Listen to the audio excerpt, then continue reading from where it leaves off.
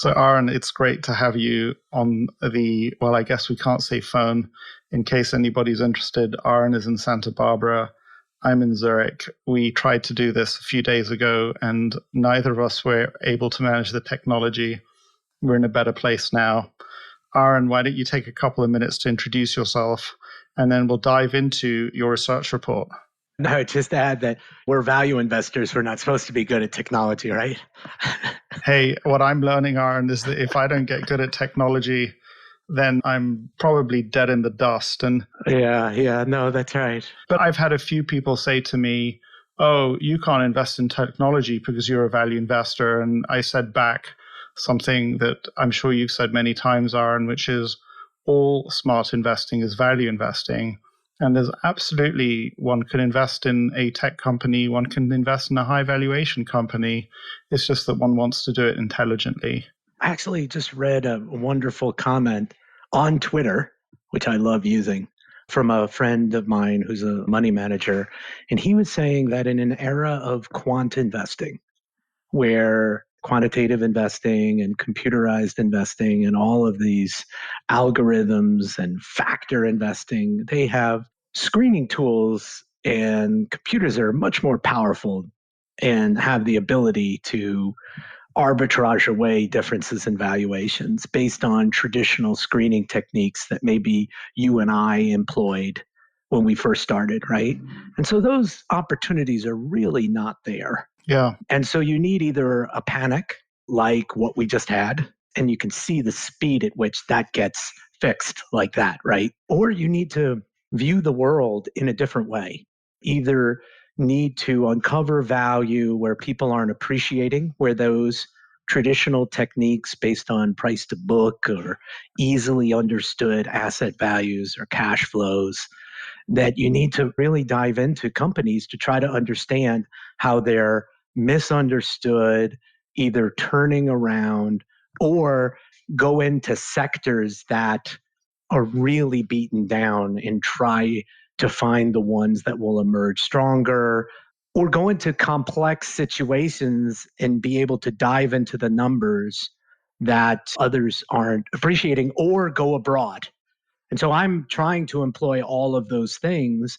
And I think you have to. And I think part of going into technology and understanding software companies is understanding that they're creating value in a different way than companies did in the past. And some of it is very dangerous. Some of it is not as stable as what they may claim. But I think that our job as value investors is to say, hey, the old way of just uncovering value, that's done by computers and various strategies. And we're not really adding a lot of value by doing that. Yeah, it's a really tough lesson to learn, because if you take somebody like me, I just spent the last 20 or 30 years trying to hone that. And I really did believe 10 years ago that all I needed to do was find cities around the world with one newspaper franchises, which is effectively what Warren spent part of his career doing. But we can philosophize for a long time. Why don't we dive straight into this wonderful report that you wrote on Twitter? So we have to imagine that some of the people listening to this have never used Twitter. Why don't we just start with just tell me what Twitter is. Imagine that I'm an idiotic user. So Aaron, Twitter's the most ridiculous service. There are a bunch of ideologues there all yelling and screaming at each other. And then you got all of these people adulating Donald Trump or not adulating Donald Trump. And it's a breeding ground for extremism.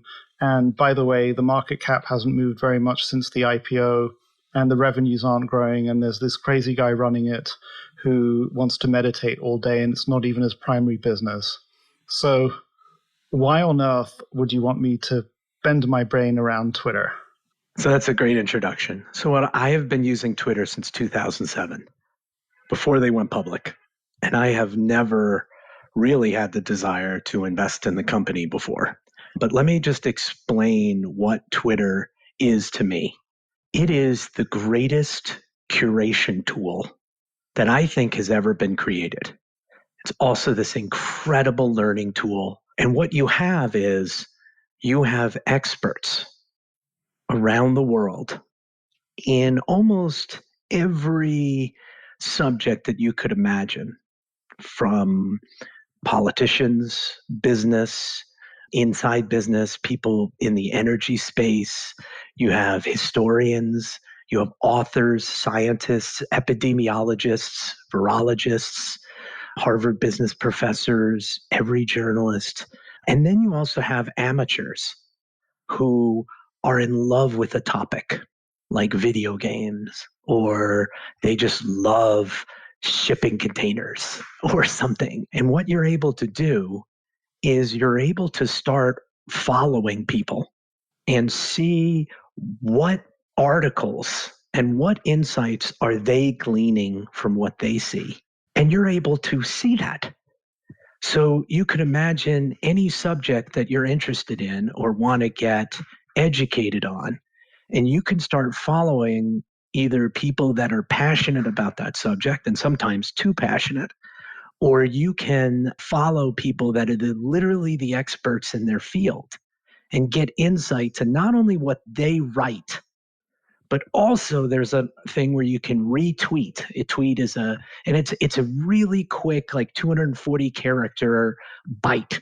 And so you have this timeline that you can scroll through, and it's like a fire hose blasting on you. Okay? It can be totally overwhelming, but it's also like an incredible tool for breaking news and curating knowledge. So how does this help me? I'll give you one example, which is most recently, is when the coronavirus started entering our consciousness in early February. It really started in January. I was on Twitter. I didn't know what to think. I didn't know if it was real, if it was not a big deal or not. But I was able to immediately follow a virologist in Australia, one of the top epidemiologists from Harvard, and then inside my Twitter feed, follow other people that were trying to ascertain and ask the same questions. And they were started pointing, retweeting some people like very prominent venture capitalists around Bitcoin. But suddenly he started like giving real insight. So I'm triangulating all of these things. And in early to mid February, I was like, oh my goodness, this is a much, much bigger deal than our society realizes, than the market may realize, and that it's a real risk, and that we're probably going to have to shut down until we understand what's going on. What did that mean? Personally, I was able to go to Costco a couple times. There was no panic. There was no lines. I was able to get masks. I was able to get gloves. I was able to talk to friends and relatives and basically say, hey, there's something serious that's coming. And then financially, I was able to trim some positions and sell positions. That was helpful. And then when it came, it wasn't like this amazing shock to me. But then it was like a scramble for what's actually going on. And still in Twitter, there is a discussion and argument, and you don't have to follow the ideologues. You don't have to follow those people. You know, we have a fellow friend, Marcel Lima, who's on one side. I have other friends who are on other, but they're coming at it from a good place. They're coming at it from like, hey, here's my position, not I'm going to yell at you or prove that you're wrong. And so I'm able to follow now, and there's still some confusion about what's going on, but I feel like I'm ahead of the news constantly. In addition to a person that is curious, it's like a rabbit hole like you can't imagine. You can go down anywhere. So I love it. I try to contribute to it. I try to share to the service that I've loved for a very long time. And this is how I use it. If you were to tell me, Aaron, you have to get rid of everything that you subscribe to, everything except one thing, what would it be? And to me, without a doubt, I would get rid of, even though I love it, the Wall Street Journal, Bloomberg, Fortune, you name it, everything. The last man standing would be Twitter for me. And I don't even pay for it. To your point, I use a service called Breaking Views that I pay for, and every journalist that writes for Breaking Views, right next to their name, they have the Twitter account. They don't have the Instagram account. They don't have the web page. They have the Twitter account. So that's to your point. We could dive down a rabbit hole of how to use Twitter. And we're not going to dive down the full rabbit hole because we could spend probably a couple of hours on that. But I just want to share with you some of the difficulties that I have with my feed. I totally see what you're saying. But I have about at least 4 different hats, you can argue, that I wear when I go onto Twitter. So yes, I follow Donald Trump because I want to know what he's saying directly to his however many millions of followers he's got. I don't follow other celebrities, but then, I have an interest in anything Israel related and Israeli politics, so I'm following that. And yeah, I've now started to follow a few virologists, and I was very into Brexit, so I was following a lot of Brexit people. Now I open up my feed, and even if we filter out all the people that I followed for all sorts of idiotic reasons more than a few years ago, it's a mess. Yeah. So you say that it's a content curation tool. I do understand that you can seek out some extraordinary experts, but there's also a cacophony there. It's a very uncontrolled. So where's the curation, and what part of that is my problem? What part of it can be fixed? And what part of it is actually endemic to the platform? So I think part of it is you really have to control who you follow. That's very important. And I think there's some other tools, like you can create lists. You could have just a politics list. You could have just like a business list, an Israel list, a Brexit list. There's also, I don't use it, but a lot of people like TweetDeck. I don't know if you've heard of it. Absolutely. Do you follow Robert Scoble? I do not. The Scobleizer. So Robert Scoble is a tech guy that I decided to follow in order to learn more about technology. And I can send you a video. I mean, he's a better Twitter than even you are, and I can tell you. And it's an interesting thing. So the people that love Twitter understand this. And so part of the investment case is that there is something truly, truly very powerful about Twitter, about having direct conversations and direct insight from people that you want to follow. If you follow too many people, if you follow the wrong people, it will dilute the value. There are some tools to try to separate that. But part of the investment case is that because management has been distracted, because you've had a rotating half a dozen product managers over the last 5-10 years, because of CEO running 2 different companies and all of this, is that you haven't had the level of execution on the product. And what's remarkable is despite that, despite very incremental changes here and there, the network is more, in my humble opinion, is stronger than ever, is more powerful and more relevant than ever. And you can see that based on Q1, the number of daily active users jumped 24%. And in April, I think it's the 3rd or the 4th, according to ComScore, the 3rd highest growth in terms of usage. Right behind Netflix and YouTube was Twitter. It wasn't Google, it wasn't Facebook, it was Twitter, which was almost 40% increase in usage. And it makes a ton of sense. If you're trying to understand what's going on, if you're trying to really dive deep and understand, this is the tool you need. And that's what people are understanding. And the other thing that we realize is there's this breaking down of the walls of traditional media, news, and analysis. And there's all the fringe websites, but in general, Twitter is the tool that you try, that you can kind of follow competing views and you can make your own kind of decision. And you can kind of filter and try to create your own view. And one of the things that I'm not very successful at, is try to hold 2 opposing viewpoints in my head, such as, or not opposing, but they seem opposing, like this virus is very serious. We need to take it very seriously. We need to do everything possible. However, we can't close the economy. We need to somehow be open and take it serious. How are those opposed? How do you deal with those? And that's where, for me, like Twitter is very helpful in terms of understanding what's going on in the world and constantly testing and analyzing your thesis. I was just very wrong, by the way. I had this thesis that you were going to store all of this oil on oil shipping companies, tankers.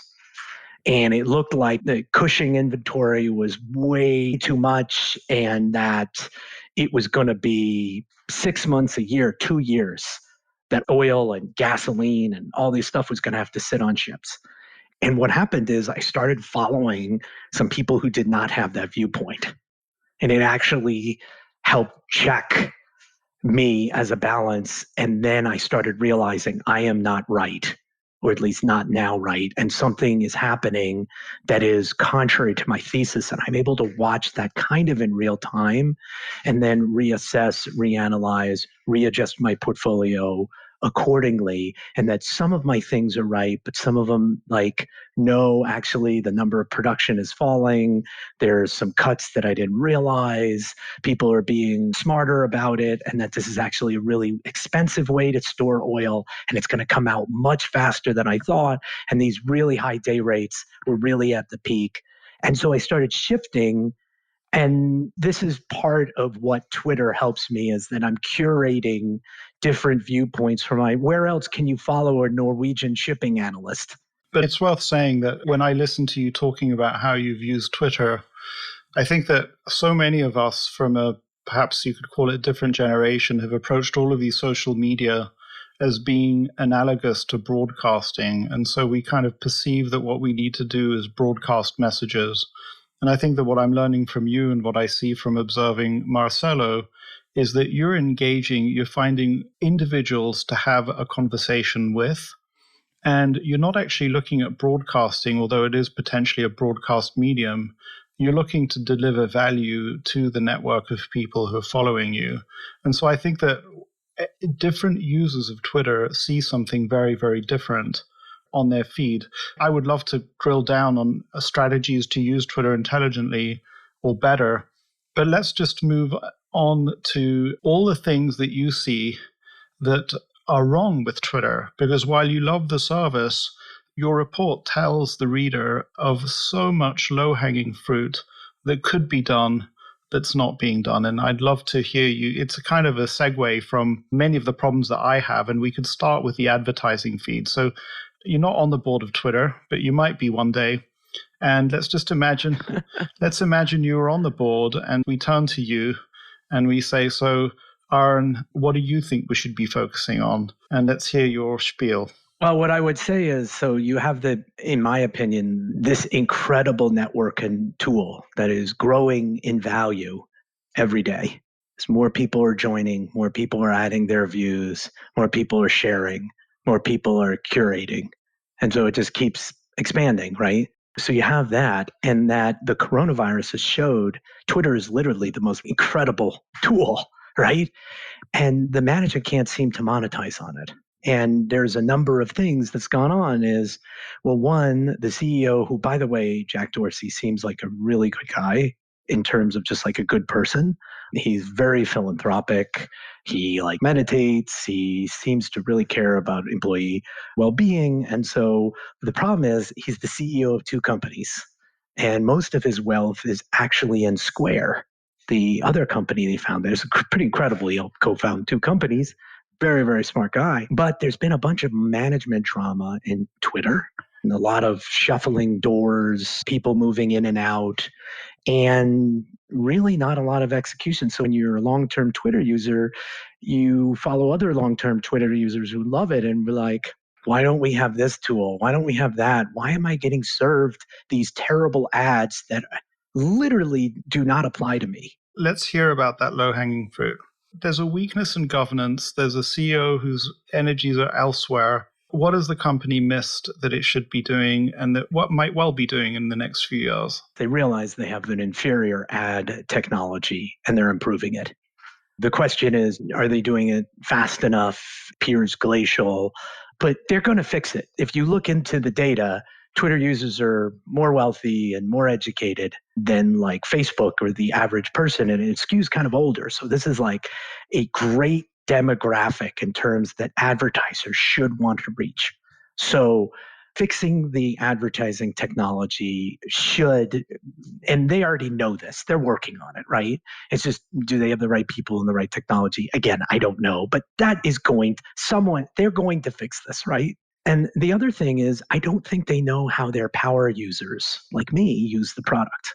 I personally, and I know other people, would be happy to pay money for some kind of additional opportunity or be offered more tools that other people don't get, to have an ad-free experience, to have, some kind of, maybe it's a editing function. Maybe it's that I can take all my subscriptions, whether it's Wall Street Journal, Barron's, New York Times, whatever, and that I have a dedicated Twitter feed that just gives me the breaking news. So I don't have to go to the Wall Street Journal. There are opportunities there to monetize me. The biggest thing that I saw, though, is that there are people, and this is the thing that really, really surprised me. There are people that are running stock market timing services and stock recommendation services. And what they are saying is there's something where you can lock your account. You can lock your Twitter account. So I could lock my account so that only you could follow me, Guy. A couple of my friends, right? And then I have to invite you and then accept you, right? And so it's about 10% of the Twitter accounts are locked. And I was finding that there was this guy that I was following, and he says, if you want my premium Wall Street timing service, then come to my website, pay me, and then I'll invite you to my Twitter. And I was like, how is this happening outside of the Twitter ecosystem? How are they not capitalizing on this? They have a wonderful opportunity to provide all kinds of people like this guy a subscription model. Look at the newsletter subscriptions that are out there on Substack, et cetera. If Twitter is really a breaking news and curation tool, every newsletter writer out there would love some kind of function so they could provide some kind of succinct commentary to whatever they're writing about. And it's not just finance. It could be politics.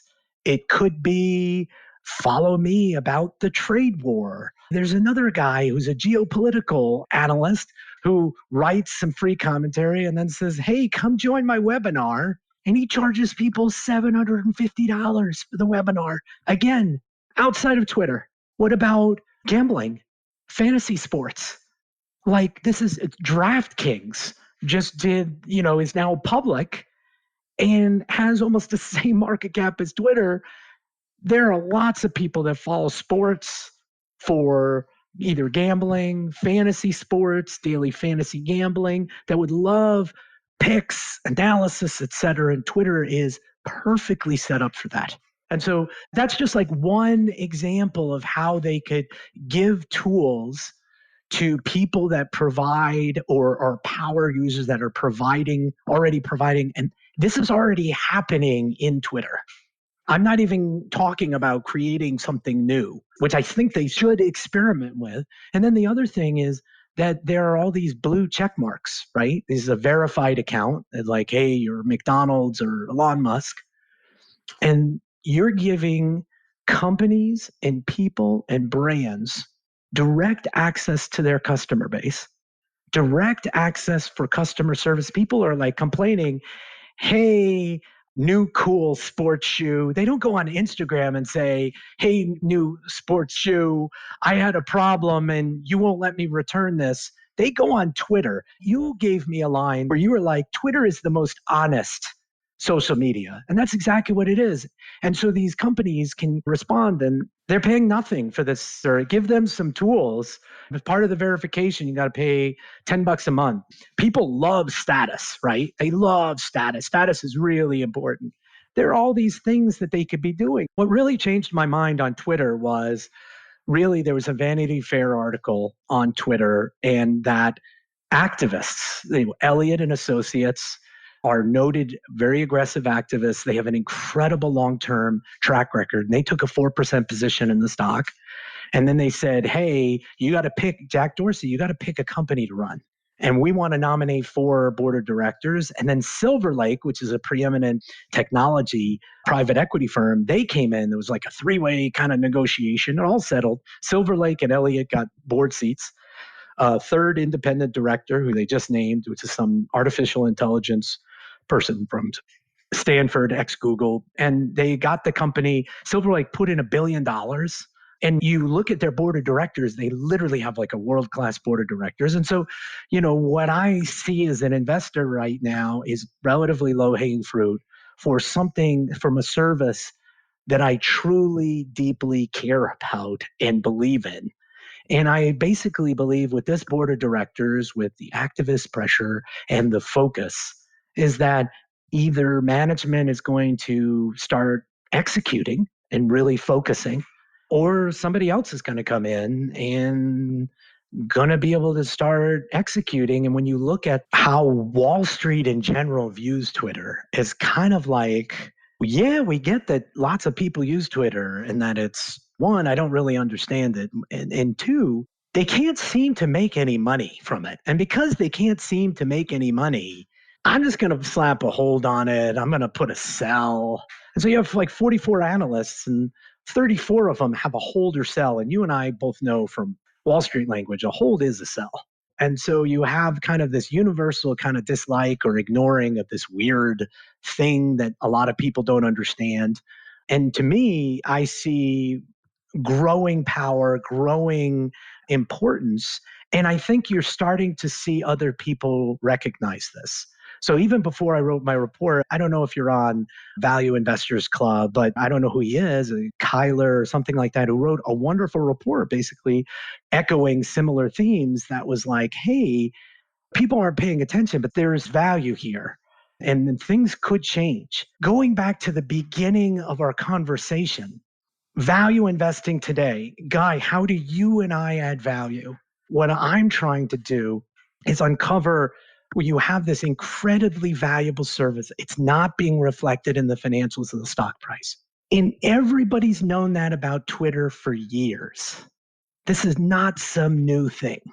However, having an activist on the board, having Silver Lake on the board, and having renewed focus while the network keeps growing, that is new. And when you look just for example at Silver Lake, they made $5 billion selling Skype to Microsoft. They made $10 billion taking Dell private and then public again. And they invested $1 billion into a convertible security that converts, I believe, at like 4150. It has a 0.375% interest rate. I don't believe Elliott and Associates is in the business of losing money, though they're not always successful. And I also don't believe that Silver Lake is in the business of earning 0.375%. And I believe that you have these kind of value investors. People are starting to shift. When you look at like how fabulous, I mean, Facebook is just this incredible monetization engine, right? Incredible. I mean, Twitter is not even in the same class league. It's not even, and then you have Instagram, but still, Facebook has a $560 billion enterprise value. Okay. Twitter is like 20 billion. It's not even in the same. So Twitter could turn things around, could really start executing and go up multiples and still not challenge Facebook. Facebook has about 1 billion users now. Yes. And so you've got $500 billion of market value to about 1 billion users. So Twitter went out and said, because of a lot of the political heat, and they decided that what they were going to do is just gut their lists. They were going to gut the lists. They were going to try to go overboard, getting all the bots or who they thought were bots, and then exclude all of these users from programs like TweetDeck. And they were only going to report on what they called daily active users. That's what happens when you have a guy who meditates as the CEO. That's exactly right. He's like, I want to do the right thing. Long term, it may well be the right thing. Mark Zuckerberg is like, I want to make as much money as possible. Well, long term, Jack Dorsey may be right, actually. Of course. So you have the numbers. In terms of the numbers, is what Twitter gives us is about 166 million monthly daily active users. But however, there's rough estimates that there's really around 300 million. And again, we don't know what the apples to apples comparison, if they included like bots and other things of what Facebook. But clearly what I'm saying, I want to make very clear, Twitter is not this is also part of the problem, is that Twitter has played kind of the social media game. And they have said in alternative fashions, they wanted to be Facebook, they wanted to be Snapchat, and Twitter is not that. Twitter is Twitter.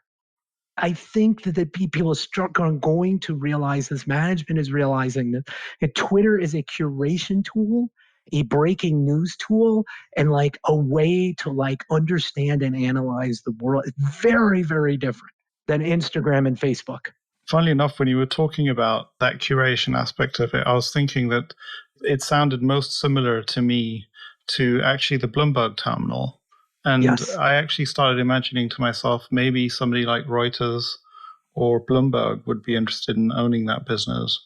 And so Bloomberg would turn from being just a professional service to having a whole layer, which is their consumer service. That would be a kind of a consumer Bloomberg, if you like. And what you're describing is something to consider is that you have had so many companies publicly that have admitted we've been in discussions, we've looked at Twitter, Disney, Salesforce, everyone's looked at them As at an different times acquisition.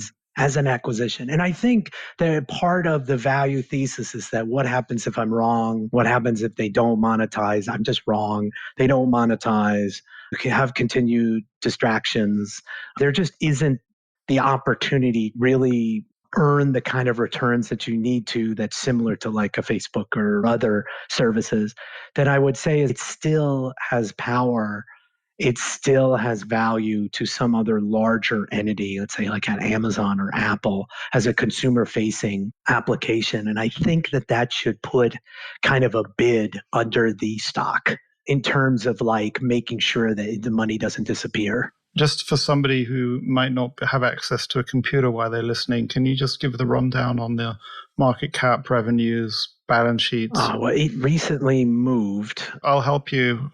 It's about 25 billion market cap right now. Yeah, and so they have about 4 billion extra in cash. So they have debt, but it's all convertible, very low interest rate. So net of cash, it's about a 20 billion market cap. About revenues of 3 billion going to 3.5. And if I'm not mistaken, on Yahoo, the net income number is actually 1 billion. So you could argue it's trading at sub 20x market.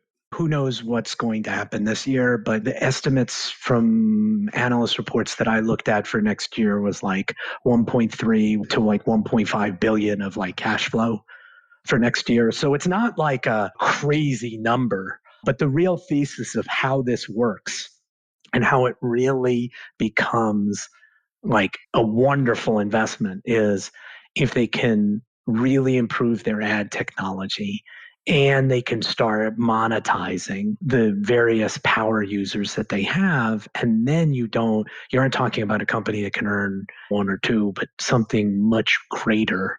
And you and I both know what these companies can trade for when they really start growing and really start monetizing. It could go up multiples from where it's at now. Yeah, for what it's worth, Aaron, where I'm at is that I have a Norman Rockwell type investment portfolio, and I'm determined that I won't have a Norman Rockwell investment portfolio in 10 years' time. So I absolutely have to grapple with these kinds of companies and develop a view and start to really understand what they're about. And it's great that you are as well. And I'm finding more and more people are doing that. And amazingly enough, we're probably still a little early in the game in comparison to most value investors. Well, I haven't even had a chance to pitch you on Nintendo. I've got the Nintendo annual report sitting on my desk. And funnily enough, I did one of these conversations with somebody who was employee number 69 at Riot Games. And he knows the whole gaming space very well. So you should listen in to the conversation. I'll introduce you to him because he's also on the West Coast of the United States. Going back to your Norman Rockwell comment, what I would say, though, is I think you don't have to be either or. I think the future is kind of a mix. Yeah. It's possible, but I have to be one of the only investors out there that own Twitter and own shipping companies. That's the point. I find that incredible, like that I can own like a deep value kind of like what I say real asset, what we consider the real world. And I also own Twitter and I also own Nintendo. And I think that's the future, to have a kind of a mix where they can't really say, what are you? Well, and I kind of call that barbells. You can have the one, the other. I look at the income statement, I see, wow, $3.5 billion of revenues out of 140 characters. Do you have any sense of who the advertisers are, if they're getting a return on their investment? I realize there are all these other revenue streams. I have seen some ads that are useful, but I even block some advertisers. I was using Twitter for some of the same things that you're using, just a short anecdote. And obviously, I fit the perfect criterion for a Swiss private bank. And so I was getting advertisement after advertisement from Swiss private banks, and I have no interest in becoming a client. And nothing I could do could convince the ad engine to switch me to something that would have been more interesting, like perhaps cycling equipment. But who's spending that $3.5 billion? Well, I think you go to the point. What I would say is that this is why Twitter has a third, 50% less than Facebook. But part of the thing that you need to understand is it may be just because Facebook has all your data and kind of knows your life, and Twitter you can live kind of anonymously if you want to. And there are many anonymous accounts. That's another part we didn't touch on, is there are anonymous or semi-anonymous accounts from people that are really, really good and insightful, and they don't want to be known, or they kind of want to wink and make you work for it. Like Jim Chanos is on Twitter, but he's not under Jim Chanos and he's not a blue check mark. Right. That's a very important kind of point, and that may be a limiting factor. And that may be why the ad technology is not as great. I don't think that's the final piece of it. And even management, if you listen to their earnings calls and you look at their letters, they talk about improving their technology and that they're working on it, and they want to give advertisers more tools. They even admitted that they have an inferior technology they're working on improving. They know that they have issues and they're working on it. So in any case, we're beyond the half an hour we agreed to talk about this for. This is a spectacular report, Aaron. If somebody wants to get in touch with you and get a hold of it, they can follow me on Twitter. And they should tweet at you. Is that right? My Twitter handle is @AaronValue, or they can go to mindsetcapital.com and find a way to contact me. And I can tell you that being on Aaron's email list is wonderful. Actually, what I really love about your email list, and I agree with and do the same thing, is you email when you have something to say and when you don't have something to say. So I know if there's an email from Aaron, there's unique content in the email that I cannot find anywhere else. Aaron does not feel compelled to email his list just because it's the end of the week or the end of the month or 5 short ideas or any of those things. The only time you get an email from Aaron is when he's written up a report, which is just great. This goes back, I never got to say who I am. Yeah. But you know who I really am? Tell us. I am an investor. For some reason, I have loved investment since my dad explained what he was looking at, the stock tables of the Wall Street Journal when I was 9 or 10. And I've been researching stocks because of my own fascination since I was 14. And I just realized, because I'm now back to spending all of my time researching stocks, I've realized this is one of my great loves. And I'm not charging anyone to be on the email list. I love to exchange ideas. I love to find things that people aren't looking at. And in the past, it's actually got me in trouble because I've gotten into some micro cap or small cap that were really obscure, really just not the best quality investments. And so as I've gotten older, I've realized that you can look a little too deep for an obscure or undervalued situation. But I just love the process of researching. I love business and trying to understand it and exchange ideas. And that's why Twitter's so amazing to me. But what I'm just trying to do is, I have a small fund that's for family and friends. I'm really just trying to share ideas. I'm really just trying to just be part of a larger community to make good decisions and to try to understand business a little better. There's somebody that I'm a fan of who writes for The Economist, who's also a member of the House of Lords, called Matt Ridley. And one of the books, if I'm not mistaken, the title is When Ideas Have Sex. I think that's something that brings you and me together, Aaron, is that we both like to see ideas have sex. So for those who are interested, there's 2 other really interesting topics that I want to drill down on with Aaron. One is that Aaron is the author of a book on a subject that is dear to his heart and to mine. I'll let you introduce that book. And Aaron also ran a real estate company that very nearly went public. And so those are two sets of discussion that we're going to have. So why don't you introduce the listener as your last thought for the listener, your experience with the American home for a couple of minutes and your experience of writing the book for a couple of minutes. Sure. Thank you for that. So I started buying foreclosed homes and fixing them up in 2019. And I started with a small partnership of 16 homes. We talked about this before in March of 2009. And when I was telling people I was buying foreclosed homes, they looked at me like I had a third eyeball.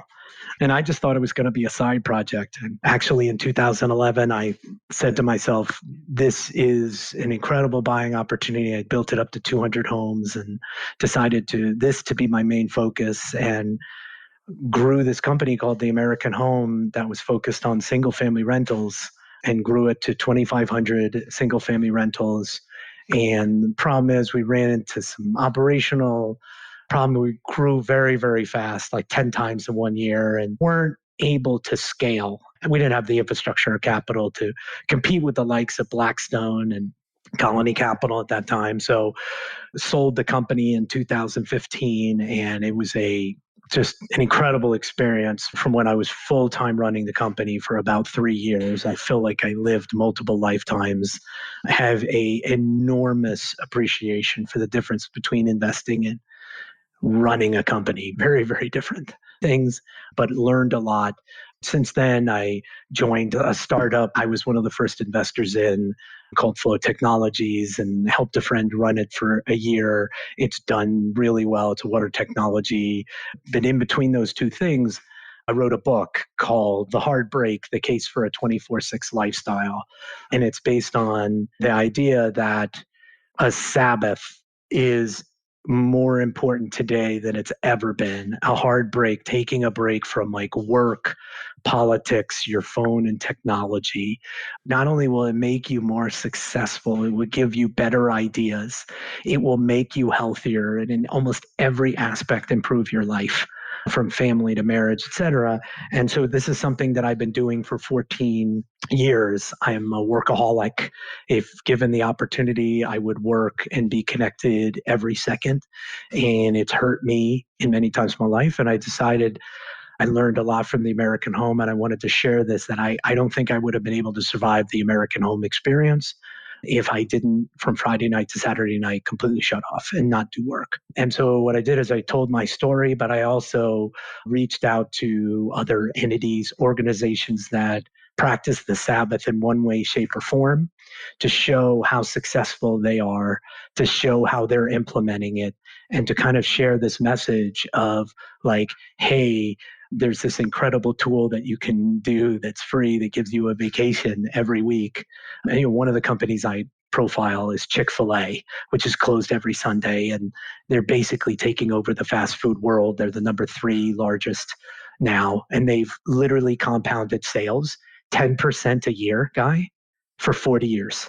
You want to talk about a company I wish was public? It would be Chick-fil-A. But anyway, so I wrote about that, just trying to, again, share what's a contrarian idea that I think has an incredible return on investment to all the workaholics out there. So, one famous quote that probably is in your book, it's been some time since I read it. Somebody famous said, not so much the Jews kept the Sabbath, but the Sabbath kept the Jews.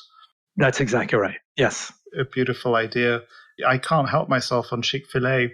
I recently had the privilege of having lunch with Tom Gaynor, who runs the investment portfolio at Markel Insurance, and Chick-fil-A is down there south of the Mason-Dixie line or whatever. And they know the management, as does Berkshire Hathaway. And my thinking from the conversation was that there are a number of very high quality owners that wouldn't mind owning Chick-fil-A, which convinced me finally when I was with my wife and family in a shopping mall this last December in Woodlands, Houston. I went and tried a Chick-fil-A, and I found it utterly disappointing and disgusting. And I've seen the queues. So this is really as a diversion, but I can't help myself. Aaron, to my mind, if I had to go, I'd get a McDonald's rather than a Chick-fil-A. I'd probably get a Burger King before a Chick-fil-A. I'd probably get a Wendy's before a Chick-fil-A. But I see the fans. What is it that they are so excited about? What makes that company so special? I'm glad you said, because it actually is all based on the Sabbath. And this is part of what I tell in the book after talking to the executives there. This is terrible because it obviously went over my head, but so feel free to now instruct me. Yeah. When they first started, it was very religious based. People that run it are Christian. And they were like, hey, we would like our families to have Sunday time to themselves so they could go to church service and be with their families. So we're going to be closed. And then they started to grow and they're like, should we keep it? And they decided yes. And so sometime in the 70s or 80s, they were like, we really care about our people. We care about them going to church and being with their family. What else could we be doing to help our people out? And they were like, well, actually, we have a lot of seasonal people, a lot of students. They're like, let's start a scholarship fund. And they've given millions, like I forget the exact figure now, like 10, 15, might be 20 million by now, dollars of scholarships to their employees to go to college. And then they said, well, okay, so we're caring about our employees. What are we doing in terms of serving food to our customers? And so what they did is they're the first fast food company to get rid of cage-free eggs, cage-free chickens. And I think they're in a timeline to transition their entire food supply to no antibiotics. I forget which, if it's cage-free, one of them is coming, is in like a year or two away, but they're basically transitioning all of their food to be the highest quality standard so that the animals that they are harvesting are equally to the highest level. What does that translate to? What it translates to is world-class customer service, where they're the highest ranked customer service of any fast food operation. And why is that? Because they treat their employees exceptional. And you walk into a Chick-fil-A and it doesn't matter how high volume that Chick-fil-A is, that bathroom is clean.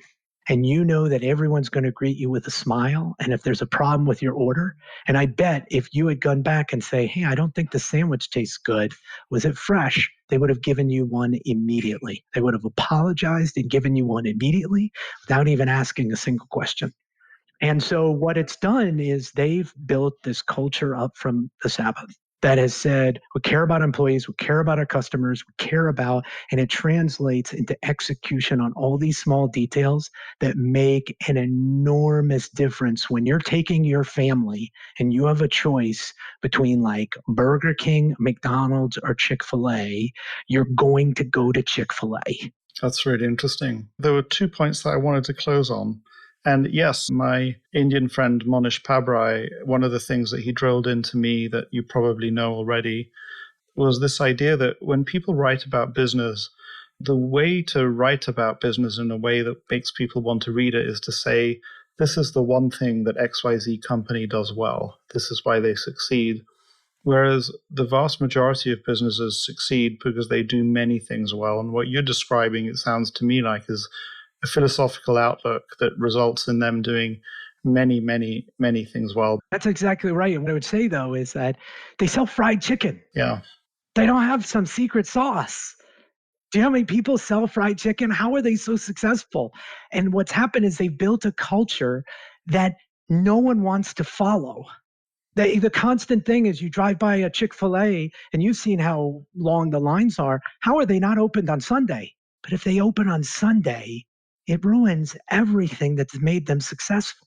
It reminds me of a book that I was quoting today to a friend by Youngmi Moon called Different. And she describes a number of businesses that succeed by saying no. And in Chick-fil-A's case, obviously, it's saying no to opening on the Sabbath. The last point for the listeners that you will enjoy, Aaron, before we close this conversation down, is that I remember now that around 6 months ago, I actually tweeted a question to my Twitter feed where I asked users for examples of CEOs who'd done the right thing in spite of it being a short-term hit to profits. For example, like the CVS CEO who stopped selling tobacco products because he woke up one day and realized that if you're a pharmacy and you sell tobacco products, that's a real dissonance. And it was actually great. It's going to be somewhere in my feed. I can go back and look at it. There are at least 8 or 9 great CEOs that came up. And that's, to your point, that's value added knowledge curation through Twitter.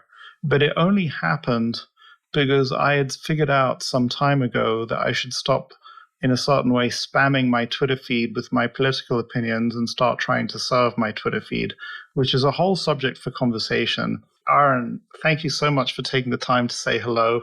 I love these conversations. If we have to hold a conversation that others can eavesdrop on, I'll be happy to do it because I learn so much every time I speak to you. No, I learned so much from you, and I think it's an honor. Anyway, thank you for this conversation. It's just incredible. Your book is incredible. You're investing and how thoughtful you are. I'm just appreciative that you think it's a value for us to talk. So thank you.